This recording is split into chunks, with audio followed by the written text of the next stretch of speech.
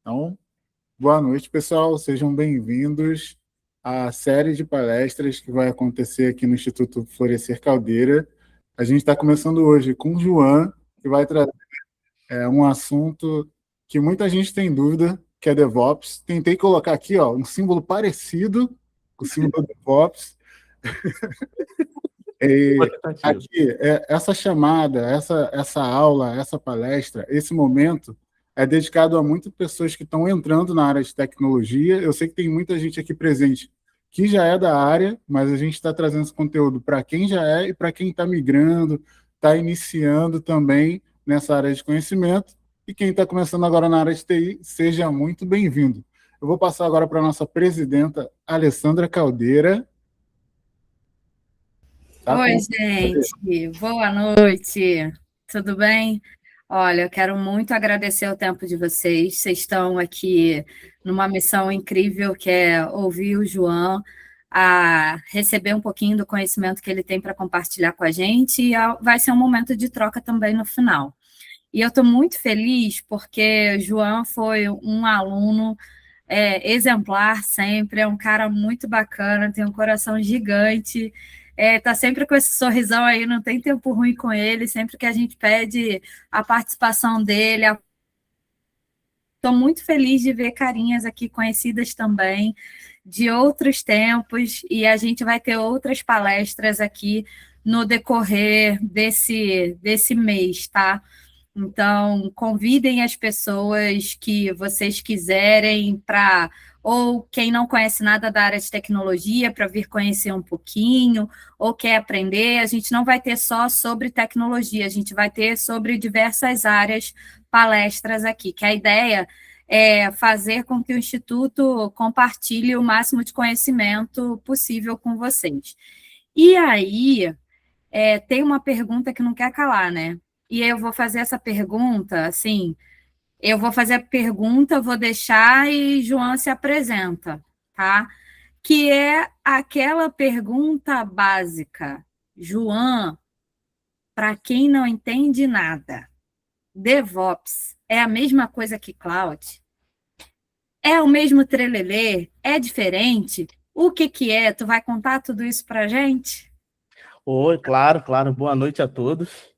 Vou explicar assim como funcionam essas palavras diferentes aí desse mundo doido, mas DevOps, Cloud são do mesmo mundo, mas são coisas diferentes. Vou compartilhar a tela aqui. Tela inteira. Maravilha. Pronto. Vocês estão vendo a minha tela? Tudo certinho? Então, maravilha. Então, muito obrigado pelas palavras, ali. O coração fica quentinho, né? Falando desse jeito. Caramba. Vamos lá. Vou falar sobre como funciona o DevOps e suas evoluções, né? Às vezes a gente acaba, às vezes, vivendo um pouco da bolha. Você está no cargo ali, você acha que todo mundo acha, conhece, sabe sobre DevOps. Não, cada pessoa tem o seu mundo ali diferente e mostrar para vocês que tem possibilidade de outras áreas além de Dev. Eu comecei como desenvolvedor, vou explicar um pouquinho da minha história, vou me apresentar aqui. Vamos lá. Meu nome é João Osório, tenho 27 anos, nasci em Muriaé, Minas Gerais, porém fui criado no Complexo do Alemão. Fiz parte da plataforma Impact, onde conheci algumas pessoas maravilhosas aqui, a Lê, e foi um lugar onde eu consegui, me deu a primeira oportunidade de eu conseguir meu trabalho na área de TI, que foi dentro da Engie.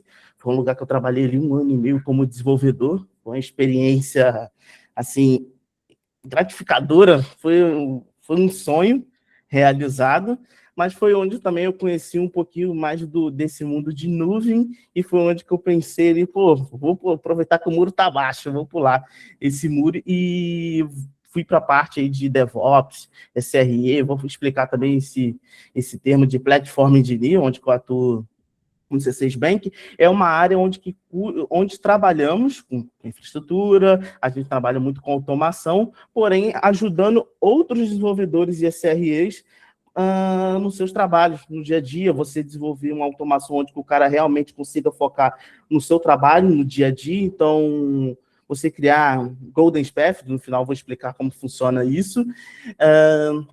É isso. Moro em Campo Grande.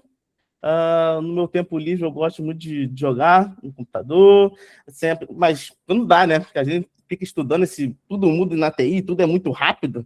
Então, a gente está sempre estudando, ou estou jogando. Agora tem um hobby novo que agora eu gosto de jogar Airsoft e vivo esse mundo aí. Então vamos lá, vou tirar a dúvida da Alê, o que é DevOps, né? O que é essa palavra, como que surgiu, né? Antigamente, não, isso ainda acontece, mas com menos frequência, né? Mas antigamente tinha um problema muito grande uma barreira entre o time de desenvolvimento e operações. Então, Dev aqui vem de Dev e Ops vem de operações. E o que acontece? O Dev, em toda a alegria do mundo, ele queria desenvolver coisas novas, vamos lá, feature, vamos lá, React versão 80, vamos subir, vamos fazer o mundo acontecer.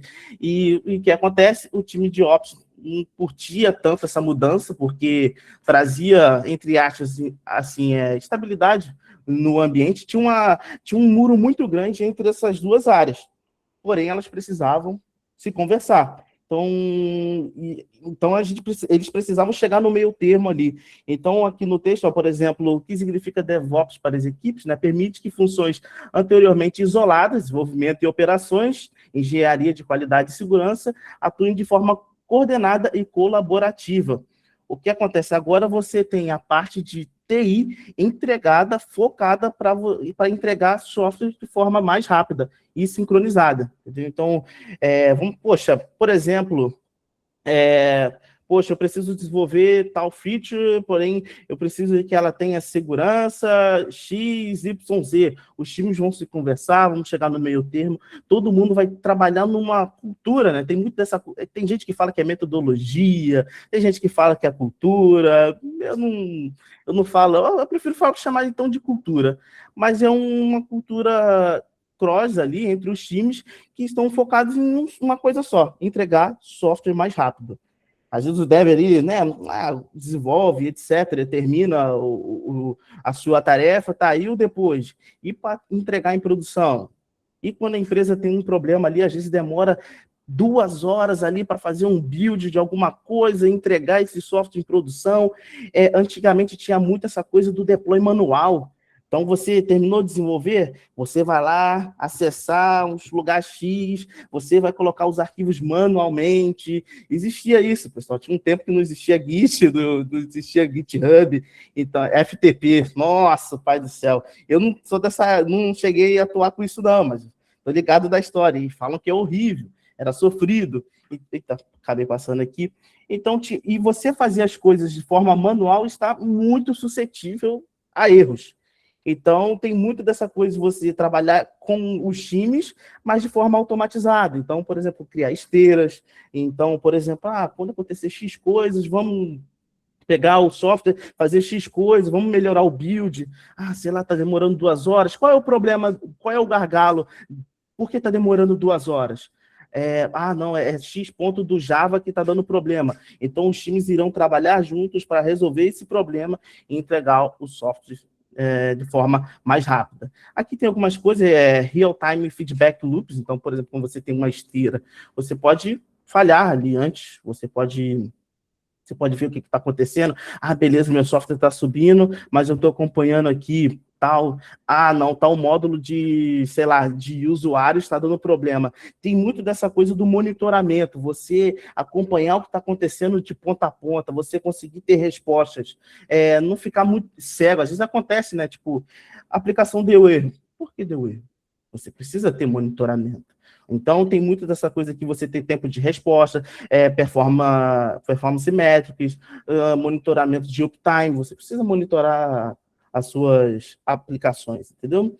Então, é isso. Aqui tem um exemplo aqui genérico sobre como funciona esse ciclo do DevOps. Então, onde você coda ali, você tem um controle de código, o versionamento, você tem automação, você tem o desenvolvimento do seu software. Depois você vai para a etapa de testes, né, o controle de qualidade. Você tem toda uma organização para fazer a release, você subir esse código. Você provisionou, você tem todo o gerenciamento de configurações. Você operar e virtualizar, containerizar isso e monitorar. Então, esse é o famoso infinito ali, né, do DevOps, é isso. Vou para o próximo slide. Então, é isso, o DevOps vem para resolver um problema onde que você tinha duas ou mais áreas que estavam brigando entre si e sobrevivendo. Então, o DevOps vem para resolver esse problema e existe várias ferramentas, existem métodos de você melhorar você entregar o software mais rápido.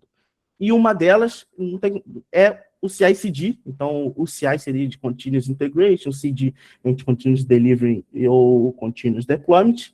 Basicamente, integração contínua é uma prática de automatizar a integração de alterações de código de vários contribuidores em um único projeto de software. Então, você está numa empresa, você não está sozinho, entendeu? Então, você tem um ambiente ali complexo com outras pessoas, eu trabalho de um jeito, o Wendel trabalha de um jeito, a Lê trabalha de outro, e, cara, como que todo mundo vai se conversar? É um problema. Vai que eu codo fofo e mando código zoado para minha codebase. Então, você precisa ter um controle disso, você precisa regular, você precisa ter um controle. Então, vem aí o CI para resolver de início um desses problemas. Por exemplo, nessa primeira imagem aqui, ó, tem um desenvolvedor ele faz uma mudança, o CI System faz toda a verificação ali, você cria testes unitários, testes de integração e etc. Então, você fez o seu commit, a CI vai pegar esse commit, vai validar ali com base nos testes que você criou, deu tudo certo? Pô, show de bola, você agora pode subir seu código para branch X, ou subir para master, ou o que for, e etc. Aí, por exemplo, developer A mandou um outro commit não está legal, rejeita e não vai para o repositório. É uma forma de você falhar antes, você precisa prevenir erros. Você não pode, codar alguma coisa, uma solução, já mandar para a master e rezar se aquilo vai funcionar. Você precisa prevenir erros, você pode trazer impacto muito grande com um código mal escrito. Lembra do incidente da CrowdStrike, por exemplo, por causa de um zero lá, deu um problema que afetou o mundo inteiro. Então, não estou falando que eles não tinham CI, né? Mas, assim, não vou entrar no mérito, mas, às vezes, um ponto e vírgula pode causar um problema, né? Hoje está mais tranquilo, tem as ideias ficam cada vez mais inteligentes, né? Os editores de código, então o ponto e vírgula aí tem menos problemas, né? Mas o ponto e vírgula é complicado. Mas é uma forma de você prevenir erros. Quando você mandar o seu código para uma branch específica que você quer, você ter ciência de que aquilo ali, cara, poxa, tá ok, tá bacana, eu realmente validei aquilo ali, eu realmente passei um monte de testes ali, etc., e eu sei o que está acontecendo, saca? Então, é uma boa prática para vocês aí nos projetos de vocês, já construir alguma CI, para fazer todo esse empacotamento, para validar o seu código e depois empacotar, por exemplo, gerar artefatos, etc., eu já vou explicar isso. A segunda imagem, tem aqui o desenvolvedor, que faz um commit para o repositório. Aí, por exemplo, você tem a branch develop lá, desenvolvimento. Eu vou lá, crio uma branch a partir daquela, trabalho, faço o commit, ele vai lá, dá um gatilho que vai rodar todos os meus testes unitários de integração e vai validar se aquele código que eu estou mandando se não quebrou a aplicação, se todo o trabalho que eu já fiz antes está tudo 100%, tudo tranquilo. Então, é muito importante. Aqui, gente, isso aqui é muito importante para validar o trabalho de vocês, etc. Não adianta fugir, aprendam testes unitários de integração, porque isso aí, quando vocês forem desenvolvedores, vai pedir na empresa, não adianta fugir. Então, aprendam. Aí, vamos colocar num cenário, Pô, João, maravilha, passou meus testes unitários de integração. Agora você pode, por exemplo, gerar uma imagem Docker. Depois eu vou explicar um pouco mais sobre o Docker, mas pode ser, por exemplo, para quem trabalha com front-end, trabalha com React, ele gera aquela pasta dist lá com um monte de arquivo, um arquivo HTML, JavaScript, pode ser isso. A sua CI pode estar programada para fazer aquilo. Depois que os testes passaram, tudo tranquilo, você faz uma build de uma imagem Docker, ou faz o build do meu projeto em React e gera uma página HTML. Estamos falando que DevOps você quer reduzir o trabalho manual. Nada de, toda vez que eu tenho que fazer um commit, eu tenho que digitar lá, pelo amor de Deus, npm, install, não, agora é npm build, etc. Você quer evitar retrabalho, você quer que as coisas funcionem de forma automatizada, de forma mais rápida. E depois vem a etapa de CD, que eu vou explicar daqui a pouco, que é um deploy em algum ambiente, pode ser numa instância, pode ser num cluster, pode ser num container, em N lugar, entendeu? Então é isso. Maravilha, vou para o próximo conceito. Beleza, você validou que o seu código está ok, você está feliz, você, caramba, meu código, codei fortíssimo, 0 erro, sou muito bom. Existe um outro conceito que é Continuous Delivery. Continuous Delivery é uma prática de desenvolvimento de software em que as alterações de código são automaticamente preparadas para liberação em produção de maneira segura e consistente. Pelo amor de Deus, se eu souber que alguém aqui dessa calma está fazendo tudo na mão, eu vou ficar sabendo, hein? Os deuses do CI/CD vão ficar sabendo e vocês serão banidos. Então, nada de fazer na mão. Então, você criou uma esteira bonitinho, você garante que tudo vai funcionar do mesmo jeito. Então, é isso. Então, você planejou, você codou, você fez o build. Cara, buildou. A aplicação está passando. Para quem é do Java lá, tem que fazer o build. Você rodou os testes unitários. Olha que maravilha. Então, vamos falar do CD. O que acontece? Aí depende de trabalho para trabalho. Isso aqui não é escrito em pedra. Então, isso pode mudar de empresa para empresa. Então, por exemplo, você pode trabalhar em um lugar que depois que você gerou o artefato, que no caso, artefato, depois que você fez o build, no Java, o quê? Gera o ponto .jar, gera a imagem Docker, ou gera o HTML. Isso é um artefato, você pode fazer isso que você pode pegar esse artefato e fazer a promoção dele entre os ambientes. Então, você envia ele para dev, mas o mesmo artefato ele vai para o ambiente de homologação e assim vai. Ou pode gerar, tipo assim, para desenvolvimento, gera um artefato, para homologação é um, para produção é outro, isso depende. Mas você tem aqui o ambiente de stage, que também é conhecido como homologação, isso muda também de empresa para empresa. Por exemplo, no C6, você tem um dev, homologação e prod. Você tem, às vezes, o sandbox, que é como se fosse um ambiente pré-produtivo. Você tem empresas aí que trabalham com coisas super críticas, vocês podem ter mais ambientes, entendeu? Então, mas o Continuous Delivery seria essa prática de você... spoiler. Você navegar com esse artefato e conseguir entregar ele de forma automatizada, entendeu? Então, eles têm de integração contínua, garantindo que o código passou pelos testes e possa ser implementado a qualquer momento.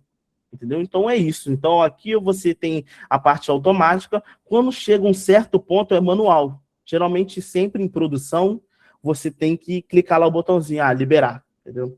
Então, sempre quando chega em produção, você tem a intervenção manual e você manda o código para produção.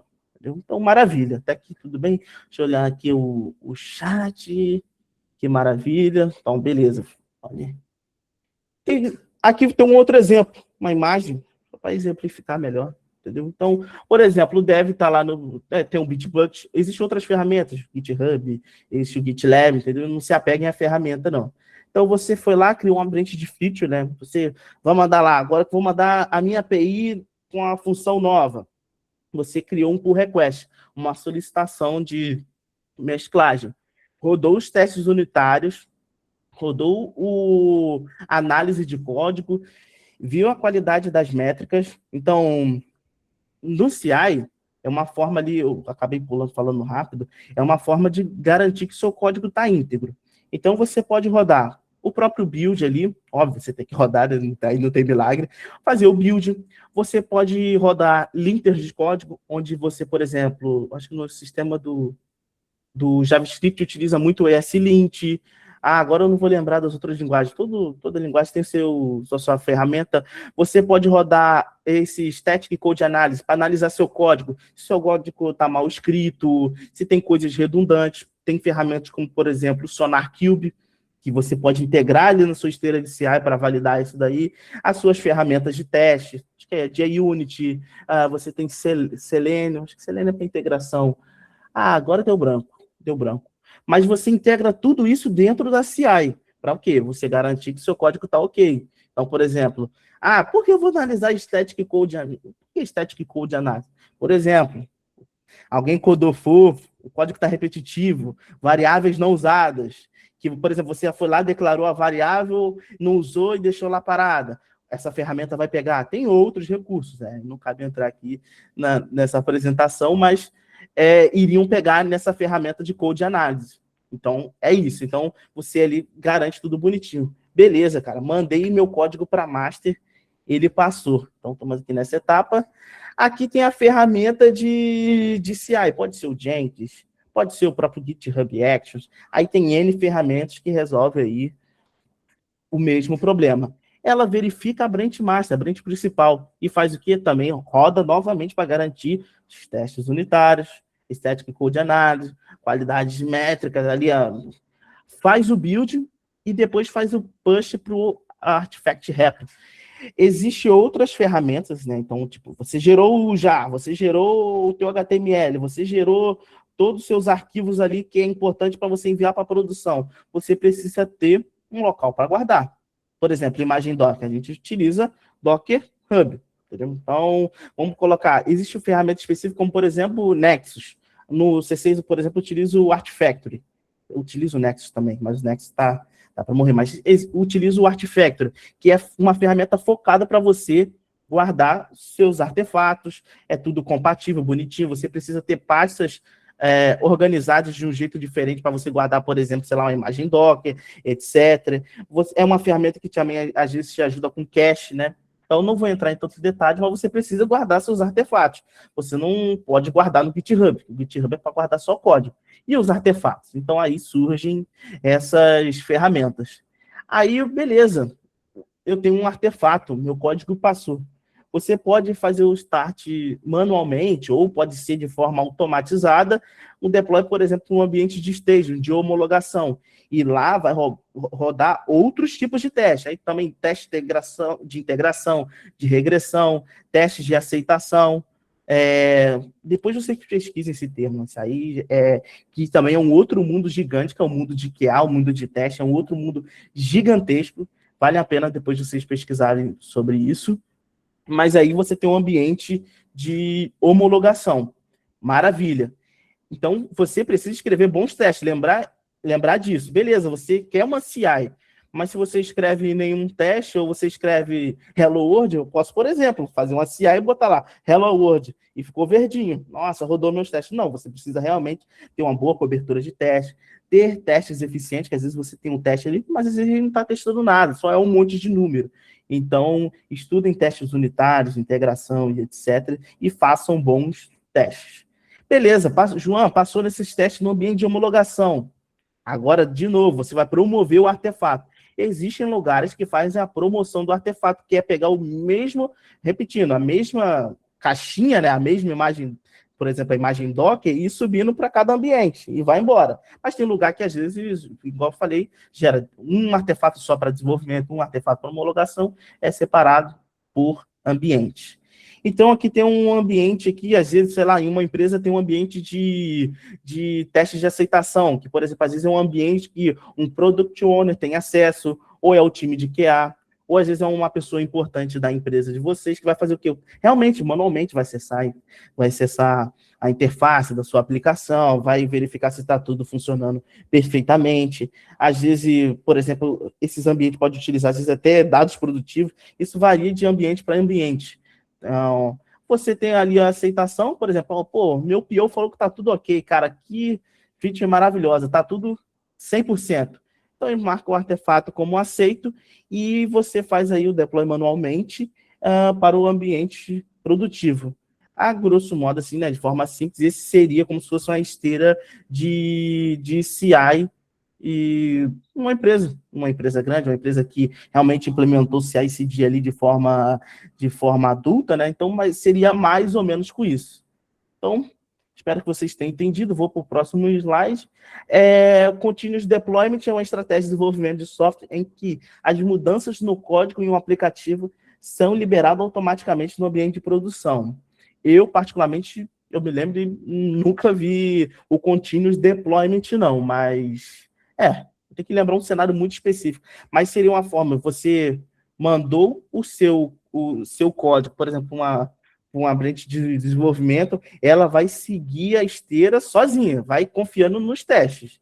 Aí, voltando, você precisa ter bons testes, porque, sabe, se você não tiver uma boa cobertura, se você não tiver bons cenários, o quê? Vai chegar às vezes que o teste não garante que vai funcionar, entendeu? Então, você precisa ter bons testes, validar todos os cenários. Então, por exemplo, uma API de login, por exemplo, você precisa, sei lá, testar a senha está correta, se a senha está errada, se você mandou algum caractere zoado, se realmente está vindo, sei lá, texto, está vindo um caractere bonitinho, se a pessoa não vai tentar mandar outra coisa maliciosa. Você precisa realmente entender quais os cenários possíveis ali que o usuário pode fazer. O usuário pode fazer de tudo. Então, você precisa ter isso mapeado, entendeu? Então, essa automação é orientada por uma série de testes pré-definidos. Depois que novas atualizações passam nesses testes, o sistema envia as atualizações diretamente para os usuários do software. Então, você tem o code aqui, integrate, teste, seguindo até aqui seria a CI. A parte de release é o continuous delivery e o deploy é automático, continuous deployment, né? Você fazer toda a esteira completa, né? Então, é isso. E vou falar um pouquinho das formas de desenvolvimento, que a gente falou de branch, falou de develop, de homologação, de prod, como que funciona isso no dia a dia, porque você vai estar trabalhando com outras pessoas, então, todo mundo vai ficar fazendo, às vezes, commit na main, na branch principal? Não, vocês precisam definir estratégias para evitar conflitos, por exemplo. Eu estou ali e fiz um módulo de API, aí chega, por exemplo, o Brunão, ele manda outro commit na frente, quando eu vi, deu conflito, aí começa aquela batalha para você trabalhar, porque todo mundo está fazendo commit de alguma coisa e ninguém está numa sincronia. Então, uma estratégia, por exemplo, é o Trunk-Based Development, que é uma abordagem onde todos os desenvolvedores integram suas mudanças frequentes diretamente na branch principal, que geralmente é a main ou o master, né? Então, é o que todo mundo, às vezes, quando está estudando, faz, né? Só tem minha branch, mas não vou criar outras branches, eu estou sozinho. Então, seria basicamente o Trunk-Based. Mas você tem que ter certas ali, né? Certo controle, né? Porque você não pode fazer um commit gigante, né? Você não deve fazer, poxa, toma aqui o módulo de API, isso aqui, agora teste, agora é documentação, tudo de uma vez num commit só. Você tem que estar sempre enviando pequenos commits. Então, não existe longas branches de feature ou de release. Então, qualquer coisinha que eu fiz, beleza, desenvolvi só o início ali, só a camada de interface, manda. Você mandou commit de um dia inteiro. Às vezes, esse Trunk-Based são vários commits num dia, entendeu? Às vezes o correto seria como se fosse vários commits num dia. Mas aí, pessoal, não tá na pedra, né? Pessoal, então vamos trabalhar aqui, vamos fechar. Não, chegou o final do dia, um commit. Pode ser também. É o que funciona para a empresa e para os seus colegas. Não tem problema. As mudanças são pequenas e rapidamente integradas ao Trunk para evitar conflitos grandes de código. A equipe faz commit frequente, idealmente várias vezes ao dia, com código já testado em estado funcional. Entendeu? Então, vocês entenderam? Como eu no Node-mob. Por favor, não faça isso, não commit dependências no repositório de vocês. Mas é isso. É você trabalhar com pequenos commits, né? Maravilha. Eita, voltei o slide. Maravilha. E tem outra estratégia interessante, que é você trabalhar com Feature Branch Development. Eita, hoje está difícil. Que é uma estratégia onde os desenvolvedores criam branches separadas para trabalhar em novas funcionalidades ou correções. A ideia é que cada nova feature seja desenvolvida isoladamente e depois integrada ao trunk, né? No caso, a branch main ou master, pisada, né? Então, você cria uma branch a partir da main, essa imagem aqui já define, e você vai ali trabalhando. Então, vamos colocar o cenário, sei lá, vamos desenvolver uma integração com a OpenAI. Você vai lá, cria sua branch. Beleza. E você vai fazer todo o seu trabalho completo. E commit na tua branch nova. Commit. Beleza, você chegou num ponto final. Testou, validou. Cara, isso aqui tá perfeito. Aí vai aquela pancada, né? Aquele commit gigantesco, mas é a sua feature completa. É uma das estratégias aí que podem, né, que você pode levar para sua equipe, se vale, se é legal ou não.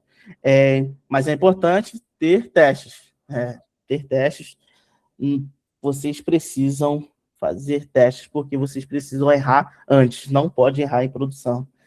Apesar que acontece. E o mais famoso que é o Gitflow. O Gitflow aí, ele é mais complexo, utiliza várias branches em diferentes fases do ciclo de vida do software, como features, release, correção de bugs. Então você trabalha ali com um branch, a principal, develop, aí entra com a homologação, ou staging, que às vezes de empresa para empresa muda o nome também, mas no final é a mesma teoria. Então, por exemplo, trabalhei num lugar que era staging, mas tem outro lugar que é homolog, e assim vai.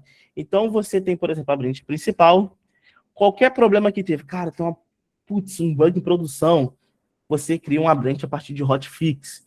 Então, por exemplo, quando você está trabalhando com release, criados a partir da develop, quando uma versão está quase pronta para ser lançada. Aqui são feitos os ajustes e correções de última hora. Então, você develop tá ok, cara, pode seguir. Então, você vai para o ambiente de homolog. Aí, nesse caso, você tem release e assim vai, entendeu? E você tem, como eu falei, develop, um ambiente geralmente de desenvolvimento, que é que você está trabalhando, é o que tem, é o estado mais avançado que você tem, que todo mundo está desenvolvendo features e lançando para develop, então sempre é uma branch mais avançada ali, uma branch de dev. Então, isso muda de empresa para empresa, nem todo mundo segue isso à risca. Às vezes é só o dev, homologação e master, e tá ok, cara, tudo bem, não tem problema. Por exemplo, muita parte do meu trabalho realmente segue o dev, homologação e master. Então, cara, eu vou desenvolver, eu faço um commit, eu copio a branch de desenvolvimento, venho para desenvolvo, mando para dev vai para homologação, de homologação vai para master, e tudo bem, tudo bem. É complexo, né, mas funciona quando você tem equipes muito grandes, né? Quando tem equipes muito grandes. Então, tem algumas comparações rápidas aqui, como frequência de integração, que o RapidBase é várias vezes ao dia, você tem a Feature Branch, que é moderada, aí você tem o Gitflow, porque as coisas são organizadas. Então, por exemplo, no C6 existe o corte da release. Então, quando você vai mandar ali uma versão nova do app, existe o corte bonitinho, essa release aqui tem que fechar bonitinha para aí sim eu mando para produção. Então, é baixo, você, né, precisa de muita conversa entre as equipes. Você tem questão de risco de conflitos, que, por exemplo, às vezes é alta, né? Branch de longa duração pode divergir. Então, que às vezes, por exemplo, você copia uma branch de develop, você ficou muito tempo trabalhando ali e demorou. Quando você manda, pode dar conflito, porque às vezes o Brunão foi lá e mandou outro código em cima. Acontece. Você precisa também praticar e trabalhar com conflitos, resolver conflitos. Acontece, é o dia a dia. É triste, rapaziada. Para quem trabalha aí, sabe que resolver conflitos é chato pra cacete. Dá vontade, às vezes, de apagar o repositório e fazer do zero ali, né? Todo mundo tem os macetezinhos pro dia a dia. É isso. Então, beleza. Cara, eu tenho uma CI, tá bonitinha, tudo tranquilo, testes passando. Cara, o mundo tá lindo. Tá lindo, tá lindo, tá lindo. Você tem que ter estratégias para realizar o deploy de vocês. Por quê? Cara, se você tem 3 máquinas em produção, e como que você entrega o software aí para elas, como que funciona? Às vezes você trabalha com aplicações críticas, como que você vai fazer? É difícil. Então, por exemplo, a estratégia comum, todo mundo deparando no dia a dia, é a Role Deploy, que essa estratégia consiste em atualizar o código de forma gradual até que todas as instâncias possuam a nova versão. Com isso, conseguimos mensurar os impactos de forma mais sutil e avançar conforme as possibilidades. Então, antes você tem um ambiente lá, como pensar? Temos aqui 3 instâncias, 3 EC2, para quem é do mundo da AWS, então 3 VMs, né? Você tem um balanceador de carga, vamos colocar assim, sei lá, vamos botar esse exemplo. Mas você tem 3 aplicações com a versão V1. O que você vai fazer com o Rolling Deploy? Cara, a minha estratégia é Rolling Deploy. Primeiro, você vai lá, mata uma instância, as outras 2 continuam funcionando, estão recebendo tráfego, e você lança uma máquina nova com a versão 2. Garantiu, tudo certo. Cara, essa instância V2 aqui, ela tá ok, ela tá funcionando, a máquina tá respondendo, pô, cara, tá perfeito. Agora vamos para a segunda máquina. Aí você mata a segunda máquina, faz o mesmo processo, coloca a versão 2, testou, ela tá viva, tá respondendo? Beleza. Agora vamos para a próxima máquina e faz o mesmo processo. Então é de uma a uma. Vai lá, devagarzinho, de uma a uma. E assim vai. Isso é a estratégia Rolling Deploy. É um importante ponto de atenção, o fato de duas versões diferentes estarem em produção ao mesmo tempo, o que precisa ser cautelosamente arbitrado, e além disso, é de extrema importância que exista compatibilidade entre elas, né? Porque você vai estar com a V1 e a V2, e agora? Entendeu? Então você tem que tomar cuidado, que às vezes, por exemplo, a sua atualização mexeu com alguma coisa do banco de dados e, pô, não tem compatibilidade. O certo é ter, né? A gente trabalhar para isso. Então, fechado, rolling deploy, tranquilo. Deixa eu dar uma olhada no chat aqui. Beleza, pessoal. Conventional Commit é muito bom para ajudar e documentar. Isso, pô, excelente. Conventional Commit. Quando vocês estiverem trabalhando, utiliza esse. Obrigado aí, Marcos Vinícius.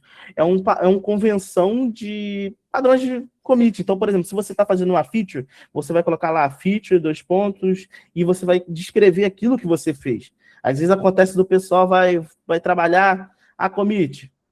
Foi, consertei, tá errado. Aí você, depois de 2 meses, você vai olhar o histórico de commit lá. Meu Deus, cadê aquele momento? Cadê onde que o Bruno fez alteração aqui do módulo de pagamentos? Lascou, porque tá escrito correção, valeu. É igual a gente trabalhando com arquivo Word, versão 2, V3, agora vai, esse vai, versão final. Todo mundo já fez assim com o Word, então é complicado. Então, Conventional Commit, obrigado aí, Marcos. Maravilha. Vamos lá. Outro tipo de deploy, Blue-Green, é uma estratégia, basicamente, vocês geram uma versão nova completamente independente da versão antiga. Uma vez validada, realiza o roteamento dos usuários para a nova versão. Entendeu? Como que funciona? Interessante, aqui temos um AV1, né? Bonitinha. Essa versão é cara. Esse é um problema. É muito bom, funciona, coisa linda, você subir todo um ambiente, um ambiente à parte, com a versão V2 bonitinho, depois você só fazer o chaveamento, né? Então aqui, ó, durante você sobe uma versão só com a V2, então você teria 2 ambientes produtivos e beleza. A V2 subiu, tá ok, cara, eu testei. E o importante, durante o deploy, você monitorar a aplicação, você monitorar o deploy, ver se está tudo saudável.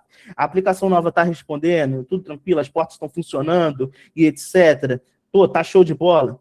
Então, você precisa monitorar. Beleza, você tem um ambiente apartado, que depois, cara, realmente está funcionando. Você só troca a chave. Você vai lá, cara, agora aponta para esse load balance, por exemplo. Teve gente que acho que colocou o exemplo aqui do LB com S2. Então, por exemplo, você só muda o target do load balance. E pronto, funcionou, que maravilha. Mas tem um custo, né? Tem um custo. Você manter 6 máquinas ativas por um tempo, ali vamos colocar 1 hora, isso tem um custo, tem 3 máquinas. Imagina se às vezes você tem mais, você tem, 10, acontece, entendeu? Acontece, às vezes você tem mais, você trabalha num ambiente gigante, então não compensa. Então, pessoal, vocês precisam mapear. Poxa, cara, será que o rolling vale a pena? Não, cara, às vezes só nessa feature específica que é muito crítica, eu vou utilizar essa estratégia, por exemplo. Então, vocês precisam combinar na empresa, porque às vezes beleza, é seguro, mas às vezes você está gastando rios de dinheiro para manter essa estratégia. Maravilha, show de bola. Então, vamos para o próximo tema, o tópico é o Canary Deploy. É parecido. Você tem 2 ambientes, então, basicamente, o Canary Deploy é um modelo de deploy onde os releases são feitos de modo parcial. Primariamente, um novo release é disponibilizado para uma pequena parcela de usuários para que as pessoas possam as novidades e dar feedback sobre o que mudou.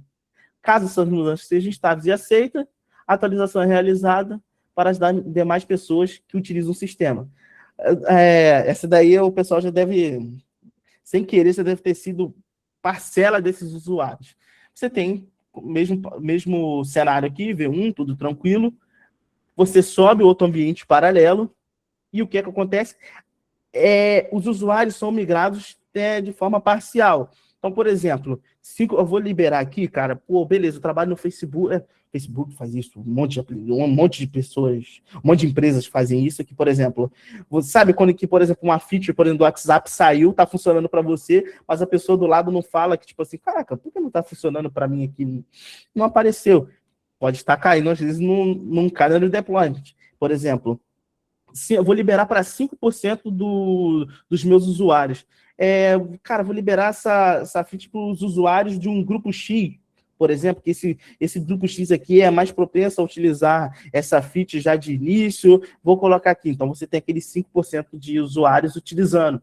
Aí você vai aumentando. 10, 15, 20%. Aí depois, não, agora eu confio. Meu código está maravilhoso, tudo está funcionando, o ambiente está estável. Você vai lá, manda 100% para o ambiente V2 e depois você mata o ambiente V1.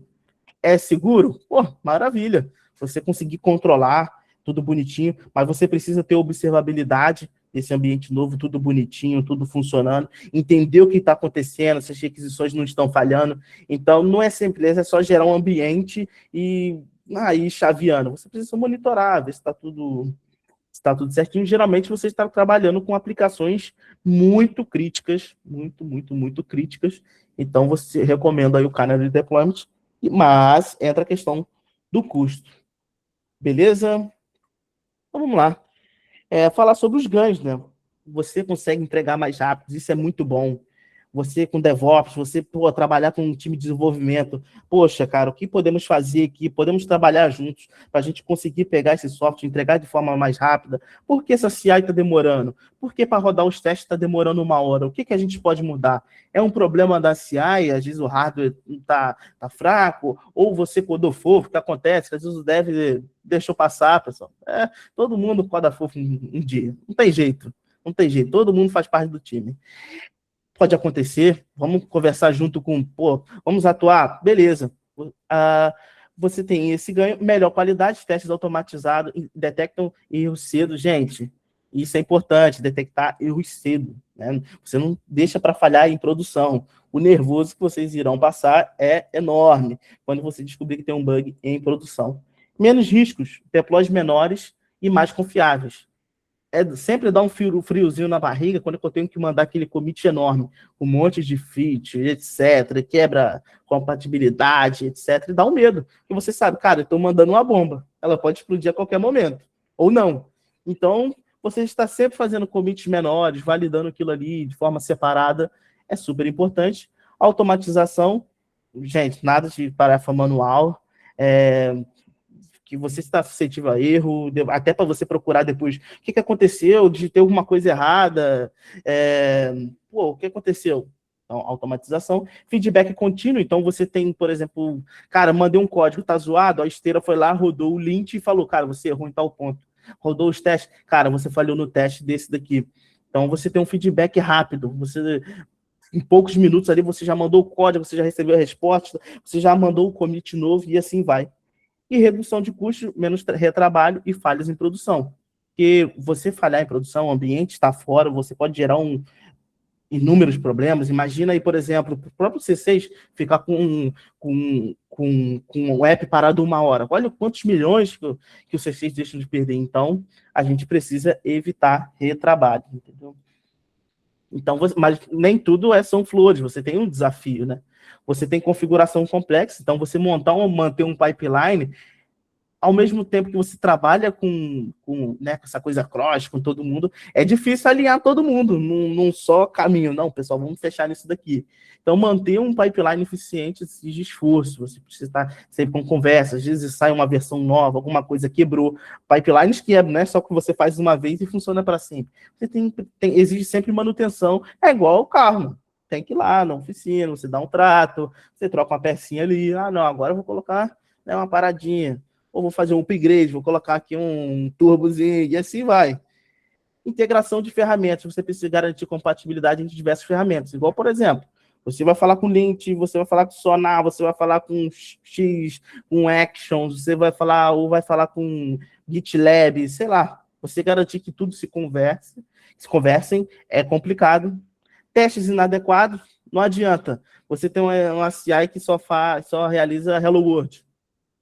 Não adianta, beleza, passa lá, um verde, pô, beleza, tá verdinho, mas não testa nada, não adianta. Então você precisa ter testes robustos que validem cenários reais. Adoção cultural, às vezes pode acontecer, pessoal, a gente trabalha com pessoas e às vezes não quer aderir. Por exemplo, o cara tá numa pressa danada, deve agoniado, o Bruno, 6 horas, filho. Agoniado que ele quer subir o commit dele para produção, bicho agoniado. Aí ele quer o quê? Ele vê que o teste deu erro. A vontade do Bruno é fazer o quê? Excluir o teste. Não pode, não dá para fazer isso daí. Isso é um crime federal, sujeira, né? Pode dar 2 anos de cadeia, excluir os testes unitários, entendeu? Acontece, tem gente que, cara, no desespero, quer subir o código, quer excluir os testes, não pode. É crime federal aí, tomem cuidado. Consistências ambientes, dificuldade de manter ambiente de desenvolvimento e produção idêntico. Às vezes acontece, então, tipo, ambiente de desenvolvimento todo bagunçado, tem dados que não tem nada a ver, aí o ambiente de homologação está mais ou menos, então fica difícil, às vezes, você testar, porque nem sempre tem os dados tudo bonitinho, né?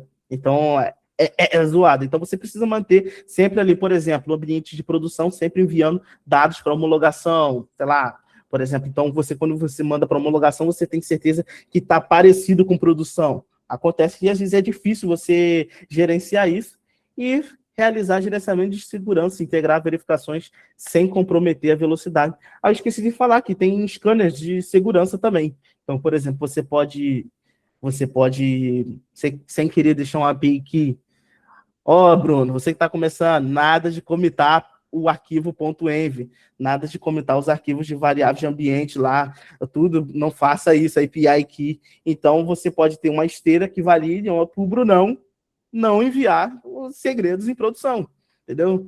Então, você pode adicionar na sua CI para evitar isso daí, pessoal. Então, mas lembrei, boa. Aí tem ferramentas como o Triv, o Sync, eu acho que a própria Sonar tem uma ferramenta tem um módulo para isso, e assim vai, beleza? Vamos lá. Então, voltando, melhores práticas, commits pequenos e frequentes, automatização, testes, monitore, configure alertas.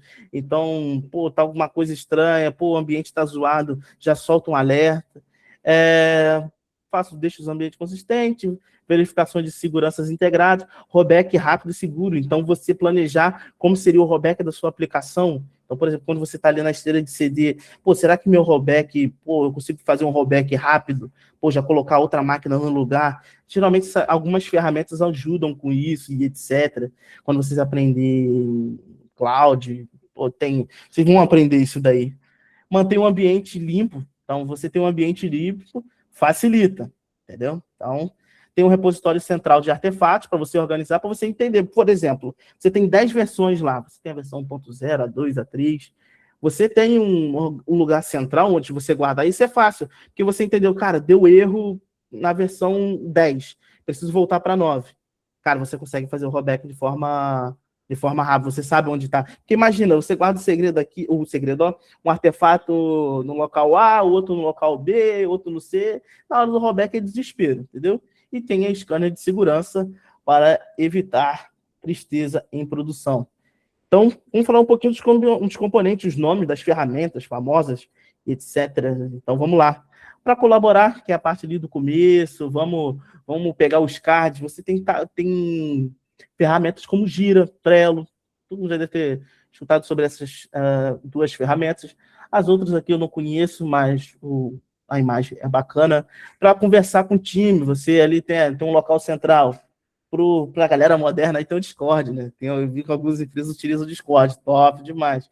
Eu utilizo o Microsoft Teams, a melhor ferramenta do mundo, né? Alguns amam, outros odeiam. Deixa eu ver se eu conheço. Aqui tem o Slack famoso. Ele tá rindo, Alessandro? O Teams aí tem amantes e haters, porque às vezes trava bastante. Brincadeiras à parte, compartilhamento de conhecimento. Escrevam documentação. Bruno, escreva documentação. Nada de comitar, fazer esses códigos seu horroroso e mandar para a produção e ninguém dá para entender nada. Faça documentação, beleza? Então, tá ciente aí, mais um aviso. E utilize Confluence, GitHub Pages, Markdown. Hoje tem os Markdown Developers aí, causa da IA aí. Então, aprenda Markdown, Brunão. é importante para fazer umas documentações bonitinhas. Tem a Open API para você documentar suas APIs bonitinho. Então, o que você, por exemplo, sei lá, você tem uma chamada HTTP GET.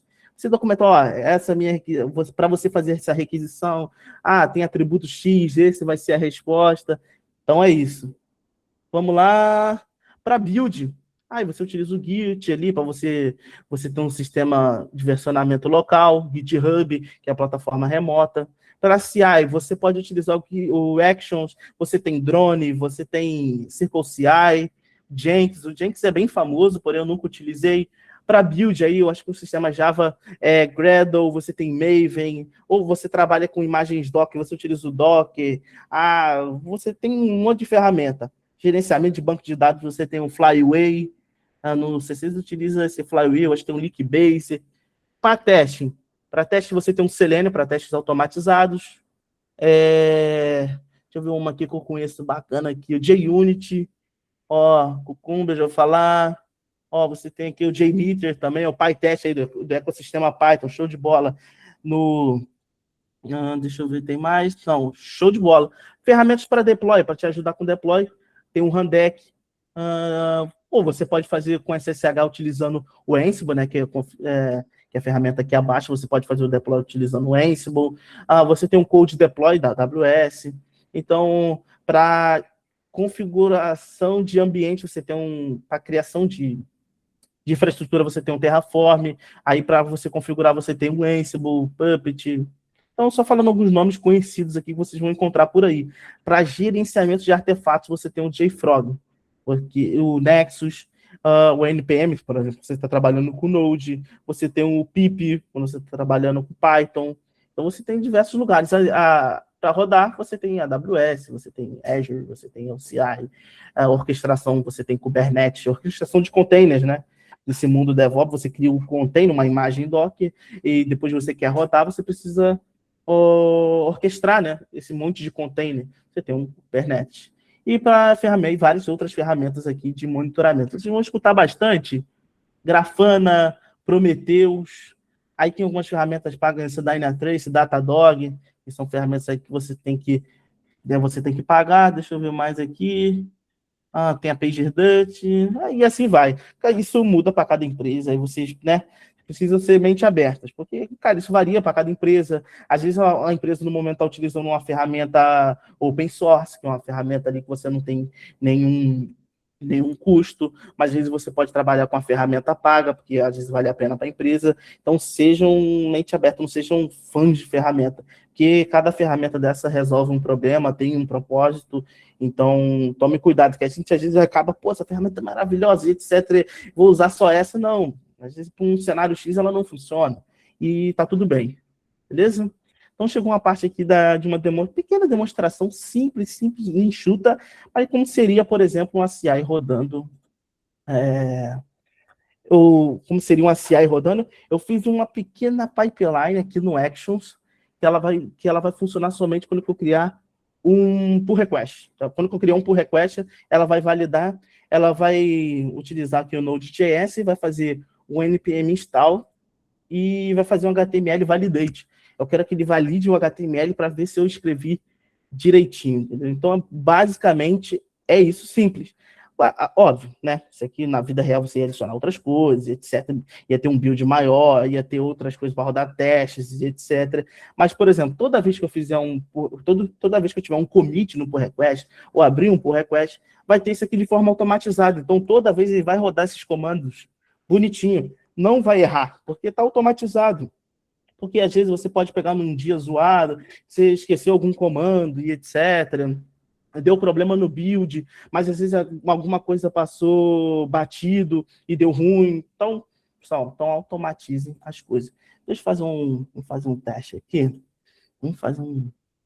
Vamos editar.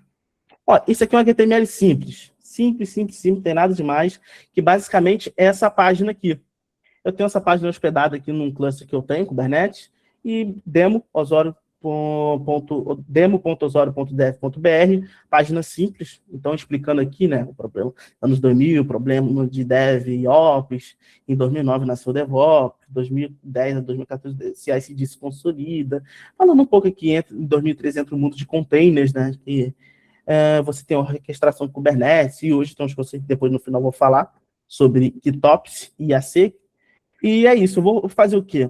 Acho que eu vou adicionar uma tagzinha. Vamos lá. Deixa eu ver aqui. Aqui, ó. Da entrega manual deploy. Vai ser aqui, vou adicionar alguma tag aqui embaixo. Vamos colocar aqui, ó. Vamos colocar uma tag P, simples. Teste maneiro. @Bruno. O Bruno vai ficar de exemplo. Mas o Bruno tava boladão sexta-feira. Ele foi lá, esqueceu uma tag, o fechamento de tag, que você precisa fechar aqui bonitinho. Bruno, boladão, agoniado, esqueceu o fechamento da tag. Olha que maravilha. Então, vamos fazer um commit aqui. Gerei uma nova branch a partir da master, né? O GitHub fez isso embaixo dos panos. Então, vamos lá, ó, mudei, ó. Olha lá, esqueceu o Bruno, ó, o @Bruno. Tinha que ser ele, mano. Tinha que ser ele. Beleza. Geralmente, na empresa de vocês, não ia deixar fazer o merge, não. Ia ter um bloqueio, que ele ia validar. Se não tiver builds com sucesso, né? Aí ele não ia deixar fazer o merge. Mas aqui, vamos fazer um teste simples. Eita, falhou, meu Deus. O que o Bruno fez? Pelo amor de Deus. Olha como que a resposta é rápida. Entendem? Tipo, cara... O Bruno agoniado, sexta-feira, ele ia mandar isso aqui para produção, ia explodir essa granada, ia ter que chamar o time, aquela coisa toda, incidente.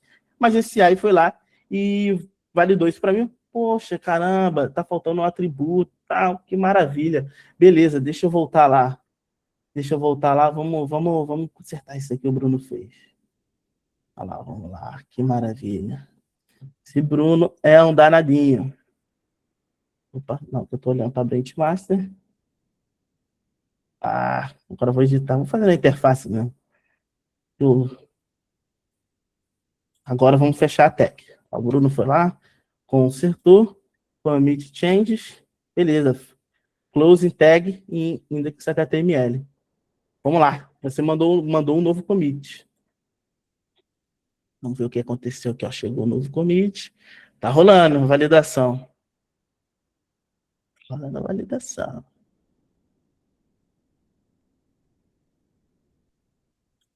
Vamos ver. Que beleza. Agora o Bruno consertou. Uma CI ali, uma proteção, fazendo um npm install.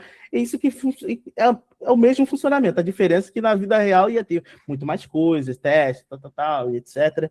Mas aqui você já protege, você tem um erro ali, às vezes você acaba esquecendo e a CI valida. Você consegue prevenir, você tem feedback rápido, cara, você consegue ver, cara, que rodou, poxa, rodou mesmo, deu certo.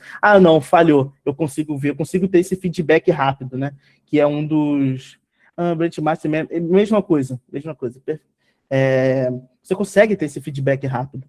Então, beleza, cara, então aqui eu já posso mesclar, porque agora o Brunão corrigiu o seu código, então vamos fazer um merge aqui, etc. Maravilha. Mandamos para master. Vamos ver se chegou na master mesmo. Vamos ver se chegou. Está na master. Files. Index.html. Tá lá. Teste maneiro. @Bruno. Então, o CI. Aqui já teve o exemplo do...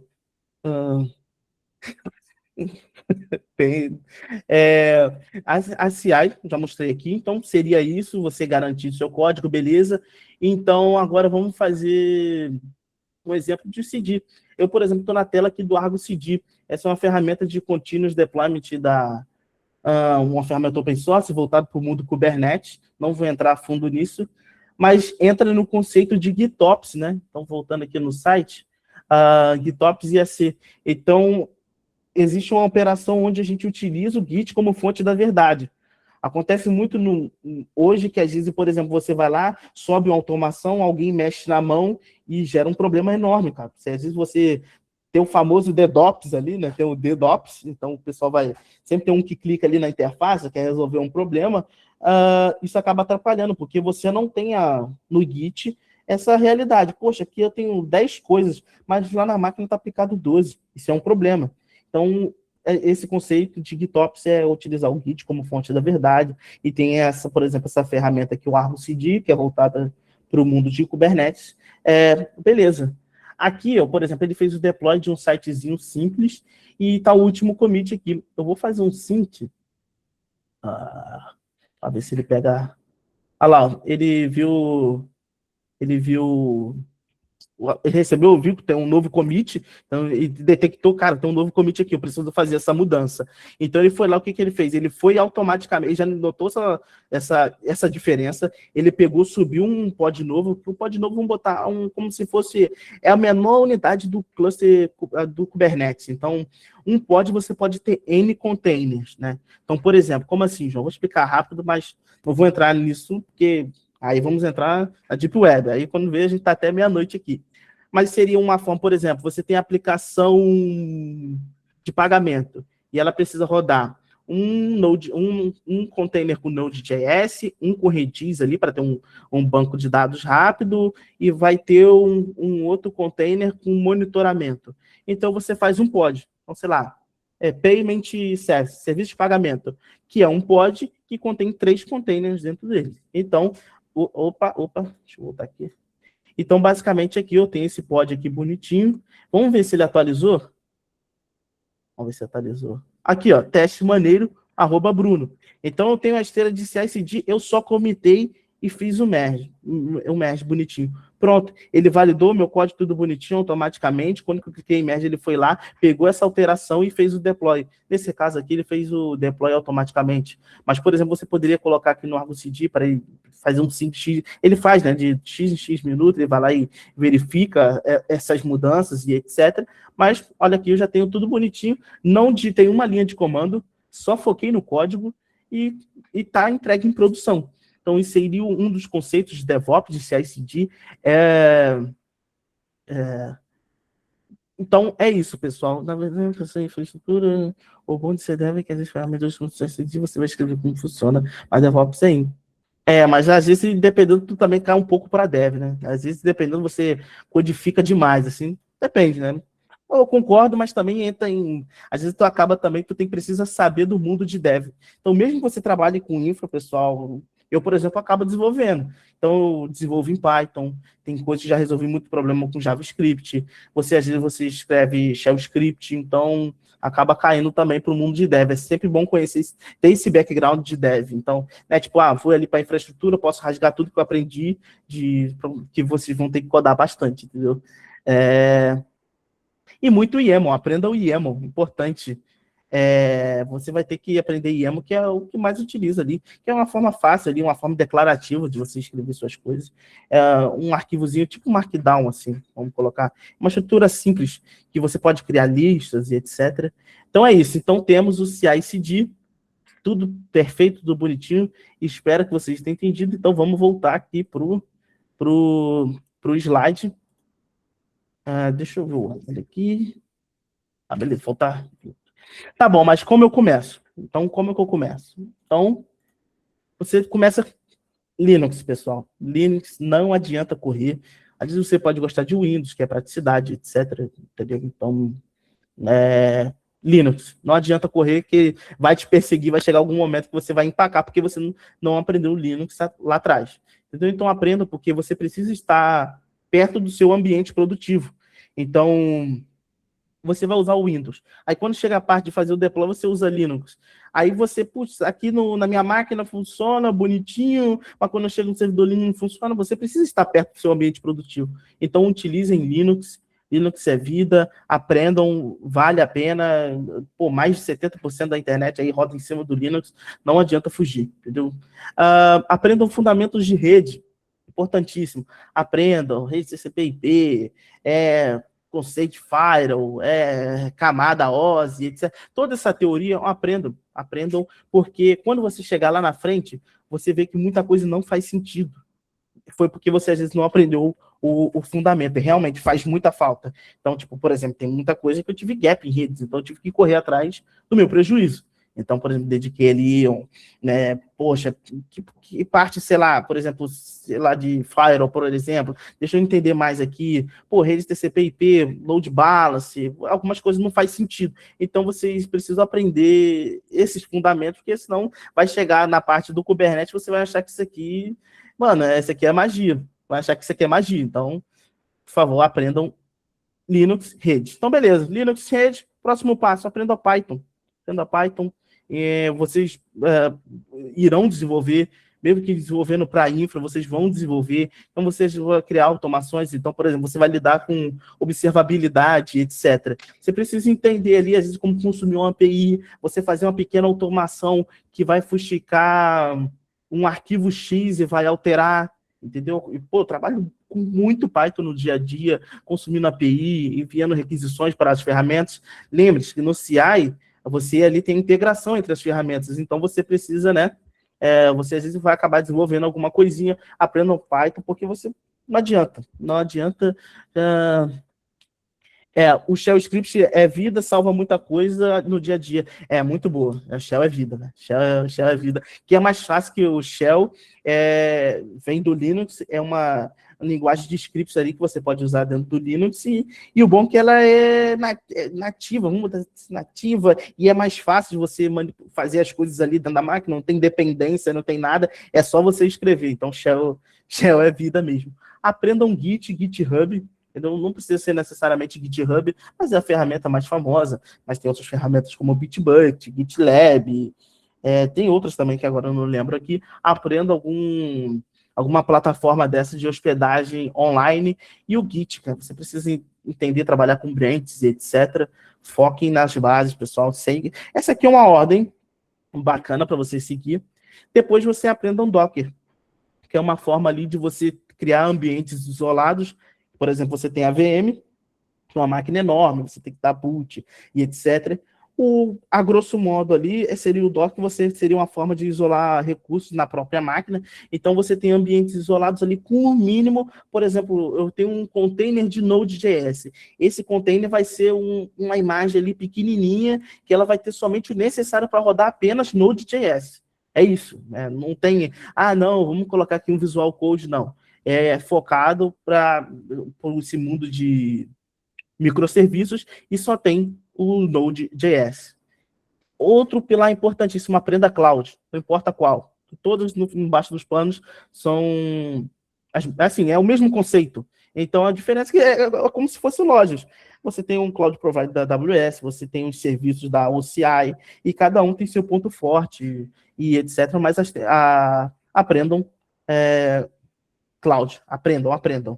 Que ali é um lugar que hoje ninguém compra infraestrutura, ninguém compra uma máquina Dell, aquele servidorzão grandão no tamanho dessa mesa aqui, para instalar o Java para ir se rodar. Você contrata serviço em nuvem. Então, e aprenda, eu recomendo a AWS porque 45% do mercado é AWS. Então, não adianta fugir, que você é bom você começar com a AWS, que também é a que tem mais material, você tem muito curso, eles mesmos fornecem cursos gratuitos, workshops, tem a própria Escola da Nuvem, que maravilha aí, a Escola da Nuvem top demais, depois você ainda tem direito a uma certificação Cloud Practitioner. É importante essa certificação, para quem está começando, é uma forma de mostrar para o recrutador, poxa, aqui, ó, eu entendo de AWS, eu entendo de computação em nuvem, etc. Eu tenho aqui o certificado, é muito bom, as empresas adoram, porque também, às vezes, tem algum contrato com a AWS ali, então você já meio que já dá uma carteirada. Ó, cheguei, eu sei nuvem, tá? Não é bagunça não. Brunão, tirar a certificação, hein? Ó, mais um aí para tua lista, hein? Brunão, Cloud Practitioner, se quiser dicas, pode colar, pode chamar. É bem tranquilo, é uma certificação tranquila. É bom que você conhece os conceitos ali da nuvem. Muito bom, recomendo. Aqui tem um conceito de infraestrutura como código. Aí vamos entrar, vou mostrar aqui aqui, não, isso aqui, peraí. Cadê? Aqui, ó. Vou mostrar Terraform. É uma linguagem declarativa, geralmente utilizada para você criar infraestrutura. Então, você faz um código bobinho declarativo. Deixa eu pegar aqui, por exemplo, load balance. Aqui você tem um bloco de resource, por exemplo, o CI Network Load Balance, aí você já vai passando os atributos aqui, é uma linguagem simples, você não... Caramba, que difícil. Tem uma documentação super legal, super bacana, e com isso, o conjunto dessa obra, que é um monte de arquivo Terraform, você roda um comando Terraform Plain, o Terraform Plain, ele pega tudo que você fez no seu código e fala, cara, você vai criar uma máquina com load balance, você vai criar essa rede aqui, e você dá um comando Terraform Apply, ele vai lá e cria automaticamente na nuvem. Isso aqui é um conceito muito importante, porque o Brunão, ele cria na mão a máquina. Aí você depois, cara, o que ele criou? Beleza, ele criou a máquina, tá lá, mas qual a configuração? Ele, depois que instalou a máquina, depois que ele subiu a máquina, ele instalou alguma coisa? Não sei. Então, aqui no Terraform você consegue ver, você consegue ter ciência do que está acontecendo, o que você criou, você consegue ter o aproveitamento do estado. Então, você subiu o Terraform lá, deu um apply, aplicou, ele salva o estado da sua infraestrutura. Então, você consegue entender o que está acontecendo na sua infraestrutura. Então, é isso. Deixa eu até fechar aqui, isso é bem rápido. Talvez outro dia a gente possa falar dessas ferramentas, ou trazer um workshop específico de Terraform, se vocês quiserem. E tem gente aceita, tá? Opa, então vamos organizar uma data aí, tranquilo. Falar sobre Terraform, super importante. Ou também Docker também, pode ser também. Docker é importantíssimo. E tem o Kubernetes, que é uma forma de você orquestrar containers Docker. O que acontece? Você chegou numa empresa ali, tá mediana, você já tem muitos microserviços, você tem problema de escalabilidade, você, cara, putz, como que eu vou fazer esses containers escalarem automaticamente? Você utiliza uma alternativa como o Kubernetes, que você pode configurar um monte de coisa, pode configurar limites. Então, por exemplo, minha aplicação vai ter X limites aqui para, não, vai consumir um CPU, ou vai ter tanto de memória, você consegue, se meus pods chegarem até um X%, eu já vou subir novos pods, entendeu? Para escalar, escala automaticamente. Cara, por exemplo, Black Friday, com Kubernetes é uma uva. Ele começa a detectar, opa, estou recebendo requisição. Então, aqui os pods não estão aguentando. Com o jeito que você configurou, ele vai lá, sobe mais pods. Chegou um X tempo ali, você configurou, tanto tempo ficou abaixo de X% de requisição. Ele vai lá e mata. Então, é isso que o Kubernetes é grosso modo. Tem outras features, mas aí não vou adentrar não, porque aí, né? Aí a gente vai ficar até meia-noite. E como funcionam as evoluções. Você tem DevOps aí, tudo bonitinho. Então, vamos começar, vou falar DevOps para SRE. Entendeu? Então, de entregar rápido para entregar com confiabilidade em escala. Beleza, você entrega rápido, mas não para em pé. Às vezes acontece, às vezes, você entrega ali, você exclui o podzinho, já volta de novo, automaticamente, você tem automação, mas você tem sistemas complexos, mais usuários em escala, falhas custam caro, precisamos de confiabilidade e previsibilidade. Então aí pegou, né? Caramba, agora a gente precisa manter essa instância de pé, entendeu? Você tem indicadores, você vai trabalhar muito com observabilidade, então você vai trabalhar com Prometheus, Grafana, ou com aquele monte outro de ferramentas que eu mostrei. Então, você vai trabalhar para que as aplicações sejam confiáveis. Uma vez de pé, que elas permaneçam de pé, e se falhar, eu conseguir ter automações para, por exemplo, ter um self-healing, que seria essa automação de recovery. Por exemplo, o que acontece no C6? Uma máquina lá, por exemplo, ela chega a X, 80%, e tem um monitoramento ativo que gera um alerta, e nesse alerta ela vai lá, triga uma automação que faz faz uma pesquisa na máquina lá dos arquivos, umas pastas específicas, e apaga um monte de arquivo que ela detecta como lixo. Então, eu não atuei em nada, eu só fiquei sabendo do alerta, mas o alerta automaticamente já trigou uma automação, rodou, limpou a máquina, acabou o incidente. Eu tenho respostas rápidas. Então, você tem, geralmente, on-call também, respostas de incidente. Você tem pessoas plantonistas, então, trabalha com DevOps, SRE e etc., plataforma de linha, a gente trabalha com plantão. E você tem um pós-mortem e melhoria contínua. Então, beleza, a aplicação do Bruno falhou. O Bruno conseguiu passar aquele P/P lá sem a tag no final. Meu Deus, falhou produção. O que no mundo real eu fazia? Pô, beleza, eu ia lá resolver o problema. Beleza, subiu, tá consertando. Aí depois a gente gerar um post-mortem. Pô, por que aconteceu isso? O que aconteceu? Não, porque conseguiu passar, porque a esteira não validou X coisa. Não, é porque o código tá sem a validação em tal coisa e acaba dando essa exceção e acaba derrubando o ambiente, etc. A gente vai tratar na raiz do problema. Então, o SRE trabalha sempre na causa raiz. Vamos acabar com esse problema. Não vamos ficar, não, deixa lá, só clicar um botãozinho que resolve. Não, vamos matar esse problema na raiz. Então, esse aí seria dos pilares da SRE. Você tem monitoramento, alertas, automação de recovery e post-mortem, melhoria contínua. Então, focar em observabilidade e que meu sistema esteja de pé.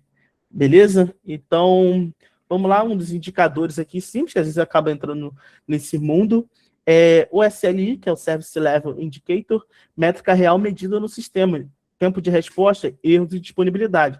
Às vezes você pode ver ali no Grafana, quando vocês utilizaram, pô, serviço X aqui do Brunão, requisições HTTP com sucesso, SLI, 97%.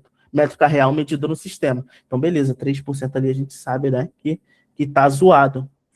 Outro indicador é SLO, que é o Service Level Objective, meta definida para o SLI.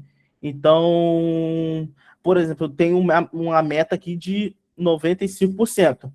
Eu preciso, cara, pelo menos o meu serviço tem que manter 95%. 95%. Então, tá 97%, show de bola. E SLA, contrato com o cliente baseado no SLO. Entendeu? Então, com possíveis penalidades. Isso acontece muito no mundo da nuvem, que às vezes você define ali, tipo, tem um contrato ali, que a gente acaba nem vendo, só sai marcando, mas, por exemplo, X tempo, se a AWS ficar fora, ela deve X%, ela deve te dar um desconto na fatura, por exemplo. A gente tem esses contratos aí, tem um monte de plataforma que a gente não acaba não lendo os termos ali, mas tem isso daí. E, por exemplo, no trabalho de vocês, às vezes, quando o cliente vai fechar um contrato com você vai falar, pô, olha, você quer contratar a nossa plataforma aqui, mas ela tem um SLA ali de 95%, então você tem essa gordurinha aí com o cliente, que é o erro budget, margem de erro permitida, 0,1, que guia decisões como deploy. Então, por exemplo, nesse caso aqui é 5%. Então, por exemplo, beleza, 3% das requisições falharam, mas está dentro do contrato, show de bola, não adianta chorar, porque está dentro do contrato. Outros indicadores aqui, métricas de performance, você tem o tempo médio para restaurar o sistema, que é o DORA Metrics, né? São as métricas de DevOps, utilizadas aí para melhorar todos os nossos ambientes. Tempo médio para restaurar um sistema. Frequência de deploys em produção, quanto maior, melhor. Isso significa que estou sempre fazendo commit recente. Tempo do commit até produção, quanto menor, melhor. Não adianta. Pô, tem um CI/CD e a cada commit demora 3 horas.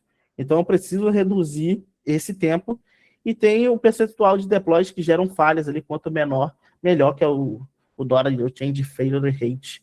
Então, beleza, tem essas métricas aí mais importantes, e beleza, cheguei no mundo de SRE, top demais, maravilha, sistemas confiáveis, passa nada, e estamos aqui com a nossa esteira anti-Brunão agoniado, tranquilo, não tem agonia, não tem como o Brunão passar nada. Sistemas confiáveis, self-healing, beleza. Então, beleza. Mas aí você tem toda uma burocracia, é difícil. Deixa eu tomar uma aguinha aqui. Você tem toda uma burocracia, é difícil, você tem SLOs para cumprir, etc. O dev também, às vezes, não quer perder tempo com a infraestrutura ali, e etc. Aí você tem uma evolução ali, evolução do foco, operar sistema confiável para capacitar desenvolvedores com uma plataforma incrível. Por que evolução? Times de desenvolvimento querem mais autonomia, SREs ficam sobrecarregados com demandas repetitivas, complexidade de ferramentas e processos aumenta. E você vê, beleza, eu tenho ali um CI, cada vez ela vai ficando mais encorpada, e etc. E se outra pessoa quer uma nova esteira, e etc., vai ficando, né, sobrecarregada. Não, mas X pessoa aqui tem um processo diferente. E você vai vendo que aquilo ali vai virando uma teia de aranha. Complexidade de ferramentas e processo aumenta, necessidade de escalar a entrega com segurança e padronização. Que beleza, eu posso ter esteira, mas o que adianta? O time do Adalberto faz de um jeito, o time do nosso Bruno faz diferente, aí tem 3 pipelines, às vezes, de Node.js, sei lá, por exemplo. Aí cada um faz de um jeito. Não, a gente precisa de uma governança, padronização. Então, porque, por exemplo, chega uma vulnerabilidade. Como que a gente faz essa mudança, sendo que tem tudo diferente? Então, você tem foco no produtividade do desenvolvedor e experiência com a plataforma. A gente já começa a desenvolver self-service IDPs, né, que é Internal Developer Portal, um lugar central, onde todos os desenvolvedores, os DevOps, os SREs, eles entram ali e conseguem consumir certos componentes reutilizáveis, pipelines padronizadas, segurança integrada, observabilidade como serviço, responsabilidade, construir e manter a plataforma de desenvolvimento interno, oferecer serviço self-service e abstrair complexidade. Então, vamos lá. Eu crio uma plataforma onde que eu pego aquela coisa chata de criar CI, todo aquele monte de configuração, aquela tranqueira do Argo CD, que é juntar aquilo tudo, criar um repositório, definir guarda-rails. Eu encapsulo isso, abstraio a complexidade, e embaixo dos panos, o que o dev quer? Ele não quer gastar tempo aprendendo Terraform. No DevOps, às vezes, você tinha isso. Que o DevOps aquela integração, às vezes o Dev ele aprendia Terraform ali só para preencher umas variáveis, seguir e criar uma infraestrutura. Tinha isso. Não que ele fazia a infra do zero, às vezes ele estava participando do processo. Mas hoje o Dev não quer aprender isso daí, às vezes você tem que deixar o Dev focar em criar features, mandar novas features ali para a produção. Então, você cria uma abstração, uma plataforma em cima disso, você coloca guarda-redes para evitar que pessoas façam loucuras ali, criam, não, eu vou pegar isso daqui, vou fazer uma gambiarra, vou subir uma coisa diferente. Você cria o Golden Path, né, se dá essa analogia do caminho único, um caminho dourado é um caminho de sucesso, porque se você seguir o meu caminho, cara, vai dar sucesso, que eu vai criar tudo bonitinho. O que acontece, por exemplo, numa esteira lá do C6? Você preenche os valores, tudo bonitinho, ela cria o repositório bonitinho, ela faz o scaffold é você ter o código ali, o código padrão, que no C6 para você criar um serviço. Você tem um código padronizado já, com todas as ferramentas definidas, faz um commit com todo esse pacote para o repositório, sobe o repositório de infraestrutura, tudo bonitinho, com cluster e etc., já com a parte de deploy para dev, já para desenvolvimento, tudo definido, bonitinho. Mais coisas, CI, CD, tudo configurado, já feitos os pull requests, tudo certinho. Então, com um OK, um botão de executar, embaixo dos panos acontece uma mágica. É o Platform Engineer responsável por essa plataforma, né, por essa automação. Então, você trabalha ali com Kubernetes, Backstage, Argo CD, Terraform, e o foco é aumentar a produtividade e velocidade dos times, entendeu? Então, Platform Engineer abstrai complexidade e deixa o dev e o SRE focado no que eles precisam realizar, beleza? Então, o usuário principal aqui são desenvolvedores. Objetivo, produtividade e experiência do dev, entregar a plataforma fácil, segura e uma experiência que ele mesmo consiga se servir. Você não precisa ficar, não, vem aqui que eu vou olhar com você, não. Ele mesmo vai fazendo. E a métrica de sucesso é a velocidade, a adoção e satisfação do dev. Então, vamos lá. Temos DevOps, temos SRE, Platform Engineer. Pô, João, caraca, poxa, no final, cara, às vezes você trabalha com tudo. Eu não sei se eu sou Platform Engineer, sou SRE, sou DevOps, eu sou Dev. Cara, isso varia de empresa para empresa e se eles estão pagando o salário, top demais, entendeu? Mas às vezes no dia a dia você acaba fazendo outros papéis. Não fica nessa caixa específica, não. Entendeu? Então, no dia a dia pode acontecer disso. O que vale é isso aqui, você estar atento a você ter um bom conhecimento de Linux, rede, Python, ou Bash, Shell Script, Docker, você ter bom conhecimento, entendeu? Isso é o que vale, que o restante não irá dar medo, né? Então, temos um exemplo aqui. App Developer. O cara cria aqui um Golden Path, que é a aplicação bonitinha, com documentação, tutorial, olha lá, CI/CD, tudo bonitinho, olha lá, o Platform de constrói os templates, né? O time de segurança faz os guarda-reis, a proteção, beleza, ele vai conseguir fazer tudo sozinho, mas ele tem segurança, não é bagunça não, entendeu? Depois que ele roda tudo bonitinho, cara, Olha lá, o Service A no CSD roda lá Cloud Build, cria computação, network, storage, e o SRE fica focado aqui em log, monitoramento e o que é o trabalho dele mesmo. Ele não vai estar aqui, pô, caramba, tem que subir X coisa, não. Ele está focado em trazer confiança para, para os seus serviços e etc. E basicamente é isso. Por exemplo, aqui tem um demo do Backstage, que é uma ferramenta focada para isso. Basicamente aqui tem um Golden Path, vamos dizer, um template, por exemplo, que aqui ele gera, eu vou preencher os valores, ele vai criar um repositório no meu GitHub e já com um commit inicial. Ele não vai funcionar quando eu testei, eles estão com algum problema no site lá, na integração, e não funciona, mas basicamente aqui, qual é o nome? Vou colocar aqui, Brunão Service. Então, beleza, aí você preenche os valores, aí seria referente à sua empresa. Beleza, qual é o nome do repositório? Brunão Dev Service. Beleza. Definiu o nome do repositório, review, vai ter esse software template, esse é o nome do repositório, beleza, vou preencher o que é relevante aqui. Vai criar a lista input, e vai fazer a publicação. Lá, essa aqui deu erro. Enable page, funcionou os pages, maneiro. Ontem nem isso chegou. GitHub. Deixa eu ver aqui se criou mesmo. Lá, Brunão Dev Service. Então, isso seria o Platform Engineer. Você criar essa abstração. Que, por exemplo, eu quero criar um novo serviço, tá acontecendo, caraca, eu tenho que subir um novo serviço relacionado a IA. Cara, eu não preciso ficar, caramba, tem que criar um repositório, fazer aquele commit inicial. Caraca, criar esteira de CI, meu Deus. Criar esteira de CD. Não. Uma plataforma, um local central, cria tudo bonitinho. Aqui tem um index HTML, tudo bonitinho. Lá, já tem a esteira de CI, que é para fazer o deploy de uma page, né, no GitHub, já tem tudo bonitinho. Então, isso seria o Platform Engineer. Então, é isso. Fim.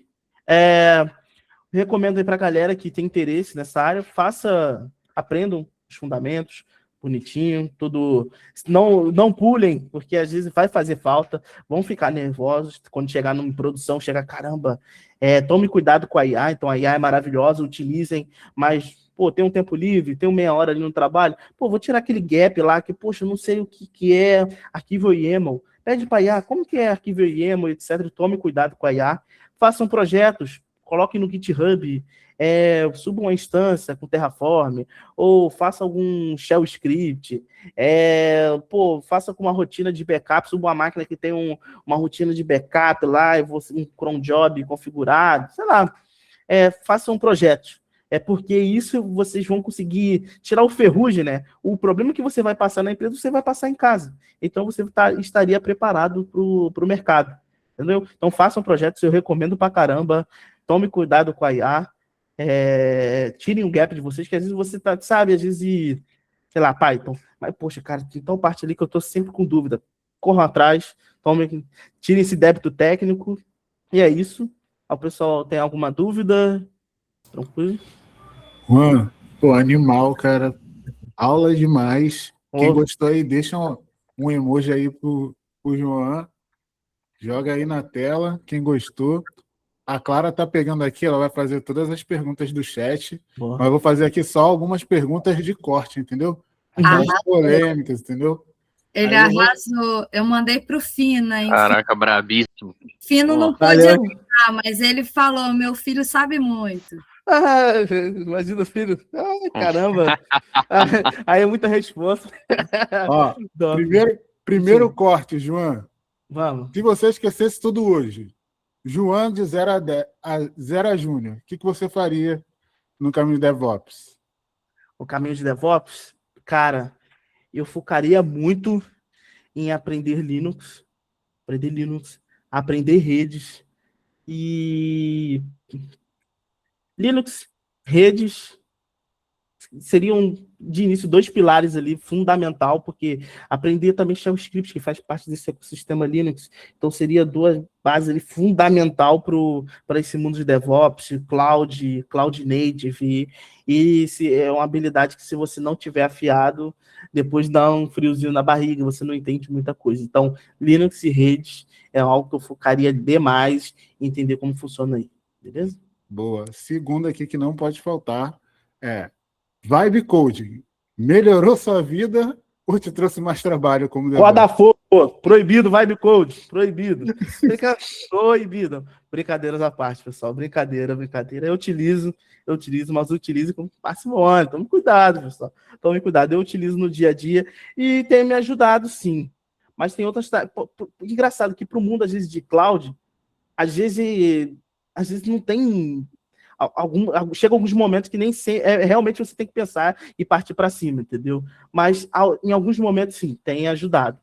Mas eu não deixo ela, tipo, ser 100% o meu norte. Às vezes eu vejo o cara, ele, pô, beleza, vou desenvolver uma nova coisa aqui, ele deixa o IA de fim a fim, entendeu? Então isso é problemático, toma cuidado, pessoal. Que depois...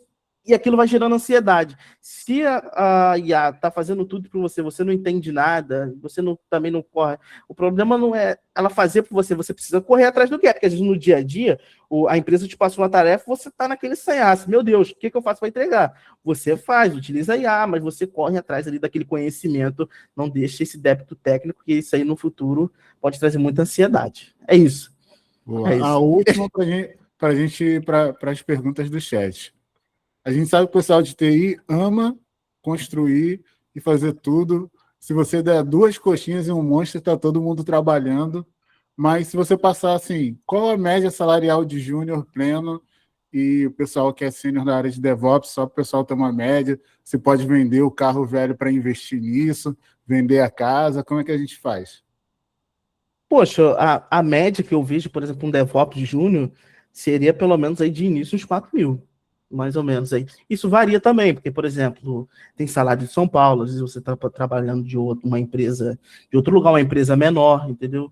Então, por exemplo, às vezes, dependendo da empresa, por exemplo, padrão São Paulo, você já começa ali a partir de 5.500. Aí empresas às vezes têm benefícios, isso ajuda também. Então tem a média. Então vamos colocar de 3,5 até uns 5 ali, DevOps Júnior. E Sênior, então, tipo, vejo salários às vezes de 15 mil. Já vi pessoas aí ganhando mais de 15 mil com DevOps. Beleza, o cara tem responsabilidade, você tem que estar ali com, por exemplo, Kubernetes, afiado, nuvem, mas é uma área que tende a ter salários mais altos que devs, entendeu? Muito bom, João. Agora a gente vai aqui, ó. A Clara vai trazer as perguntas do chat. Pessoal, coloca aqui as dúvidas agora, que agora é a dúvida de vocês aqui. Coloca a parte da frente aí da sua apresentação para ficar bonito, colorido. Bora lá. Gente, eu selecionei aqui, mas eu não consegui pegar o nome de todo mundo. Não sei se eu esqueci de alguma. Antes de começar, parabéns, João. Foi incrível a apresentação. Dizem que desenvolvedor é maluco por desenvolver, mas eu acho que quem é de DevOps que é maluco. A primeira pergunta, que eu achei super interessante, para você, é importante que um profissional de DevOps tenha uma visão mais ampla e esteja próximo das equipes de análise e levantamento de requisitos? Não sei se você conseguiu bem. Sim, precisa sim, porque você precisa entender para qual rumo que a empresa está indo, né? Você precisa, não adianta, porque às vezes você tem uma feature, não, vou lançar isso aqui vai ajudar em X coisa, etc. Mas às vezes, vamos colocar algo mais concreto, por exemplo. Sei lá, você quer trazer uma ferramenta nova para a empresa, aquela ferramenta é moderna, super da hora, mas você precisa estar com a equipe ali equipe de planejamento, né? Porque às vezes um momento ali está voltado para você corrigir um bug crítico que está conhecendo com o aplicativo Java, por exemplo. Então é sempre bom você estar andando com o pessoal de planejamento e etc, o pessoal que guia esse barco para você estar sempre fazendo o que é útil para a empresa. Entendeu? Útil para a empresa. Tem que lembrar que no final é uma empresa. Se o DevOps está desenvolvendo a infraestrutura da empresa, como que ele não vai entender o que é necessário e o que não é para ele poder desenvolver, né? Então, é super importante. Perfeito. Eu acho que eu ia fazer uma pergunta minha, mas o Adalba já roubou, que eu ia falar um pouquinho, ia perguntar se você acredita que a inteligência artificial pode, em algum momento, substituir as atividades de um engenheiro de DevOps, ou ela apenas atuaria como uma ferramenta de apoio. Acho que já está um pouco óbvio, né? Nossa, essa tal de IA é muito boa, mano. Meu Deus do céu, mano. Passo raiva todo dia, mano. Tu pede umas coisas, ela faz ao contrário, ela viaja. Não, assim, IA chegou para ficar, não adianta, pessoal.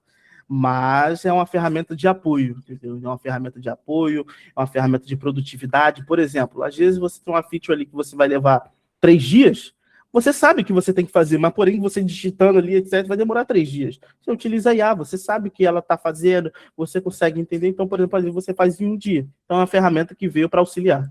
Não adianta. Perfeito. A próxima pergunta é: qual seria a diferença na trajetória de carreira para quem deseja seguir o caminho de DevOps e para quem quer se tornar arquiteto de software, considerando que as duas áreas se relacionam bastante? Tá. Essa foi difícil. Tá, para quem teria como repetir, para quem quer ser DevOps e... Isso, qual a diferença para quem quer seguir a área de DevOps e para quem quer seguir a área de arquiteto de software? Qual a diferença entre essas duas, já que considerando que as duas áreas se relacionam bastante? Tá, beleza. Você vai ser um arquiteto de software. Você vai estar focado realmente, vamos botar, grosso modo, mais no código. Como você vai pegar aquela sua aplicação, você vai dividir ela, você vai... Pô, beleza, eu preciso na minha aplicação aqui, eu preciso de um Redis, que é um banco temporário ali, uma parte de cache. Eu preciso definir, sei lá, vamos colocar aqui uma worker, uma fila, que eu envie essa requisição para a fila, e dali tem um outro serviço que consome. O arquiteto estaria mais voltado para isso, né? O arquiteto de software. Aí um cara de DevOps, aí, um cara voltado, né? Um cara arquiteto dessa parte de DevOps, estaria como ligar todos esses pontos e funcionarem de forma ali na maestria, entendeu? Então, você, a grosso modo, uma parte lidaria ali com o software em si, o código e etc., e outra parte estaria lidando assim, com os componentes como todo, assim, as instâncias, o banco de dados, ou como estaria essa fila, que seria uma outra instância, que ia ser como um worker. Então, seria, a grosso modo, isso, entendeu? Um mais código, o outro mais o macro, né? Perfeito, Juan. Tinham muito mais perguntas, a galera mandou algumas enquanto a gente estava conversando aqui no chat, mas infelizmente o horário está um pouco acima, né? Acho que as pessoas podem te perturbar, né, Joana? No LinkedIn, no Instagram. Pode falar, Lê. Eu tenho uma, tá? Na verdade, são duas que eu coloquei aqui no chat, mas elas são importantes. Você já falou de algumas soft skills aí que são necessárias, não sei se a galera se tocou, porque eu acho que na maioria das vezes a galera não se toca que elas são importantes, e são elas que fazem com que as pessoas permaneçam no mercado de trabalho. Eu queria que você me dissesse, primeiro, quais são as soft skills que você mais utilizou ou que você precisou desenvolver para crescer dentro do C6? E a outra qual foi o ensinamento que o Fino te deu durante as mentorias que ficou na tua mente e que você usa todos os dias no teu trabalho? Tá, beleza. Os soft skills ajudou bastante quando eu trabalhei como recepcionista, essa coisa de conversar, saber se comunicar de forma assíncrona, isso é muito importante, porque você precisa aprender a se comunicar, expressar o que você quer, porque no dia a dia você não vai ser só aquele cara que arrasta o card, resolve e passa. Eu, por exemplo, o dia inteiro eu falo com pessoas de tudo que é área. Eu falo com arquiteto, eu falo com gente de segurança, eu falo com gente de outros times, eu estou lidando com meu colega do trabalho. Então, aprender a se comunicar, você ser assertivo, então, você se expressar bem. Então, poxa, eu quero pedir X coisa, você saber se expressar numa mensagem tudo bonitinho, você saber se posicionar é importante. Você entender muito o ambiente à sua volta, né? Então, às vezes acontece, você está num momento ali, o ambiente está meio morto, você precisa entender, poxa, pelo ambiente estar assim, eu preciso fazer tal coisa.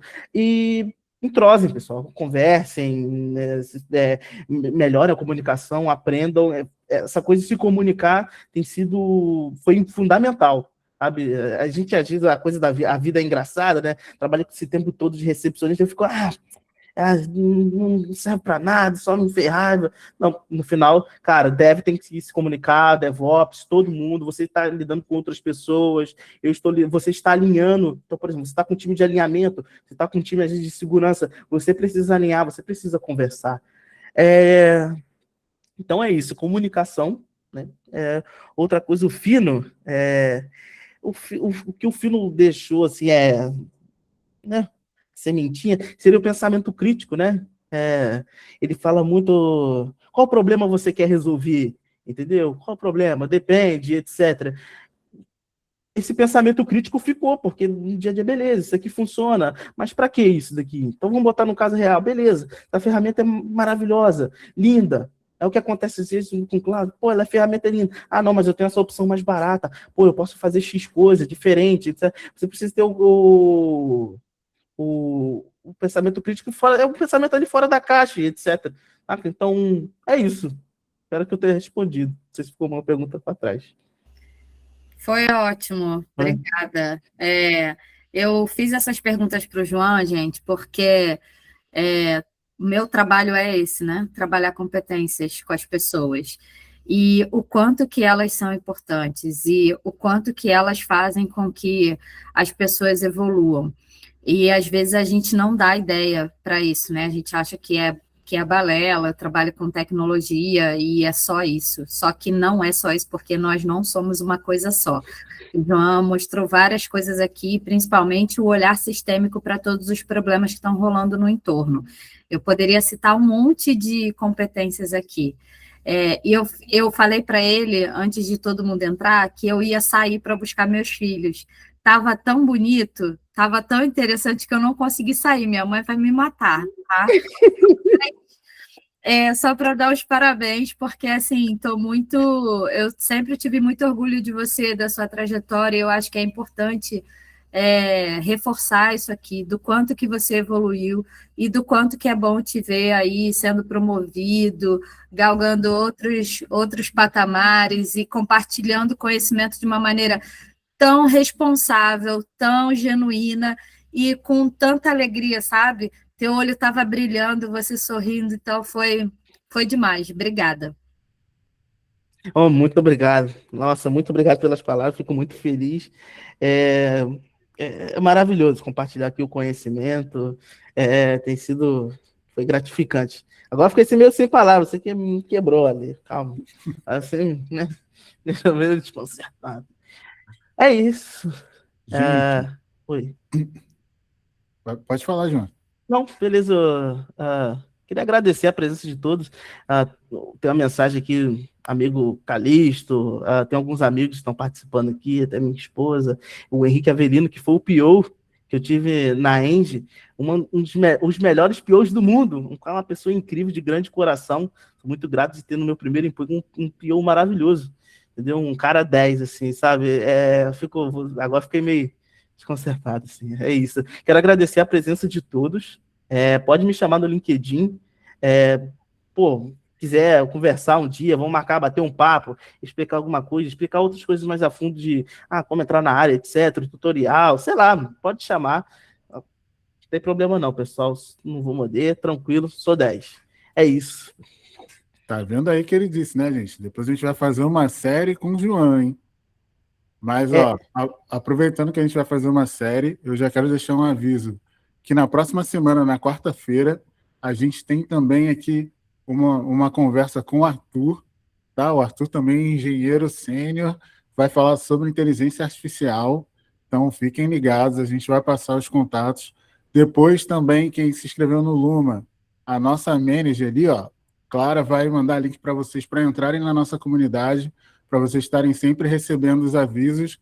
Eu já deixei aqui no chat, mas vou deixar aqui agora de novo o LinkedIn do nosso mestre João, e aí vamos deixar todo mundo aqui o LinkedIn para a gente ir trocando aqui essa rede de networking, e a gente também vai fazer enquetes com vocês com quais temas que vocês querem também que a gente traga aqui nas próximas sessões, nas próximas aulas.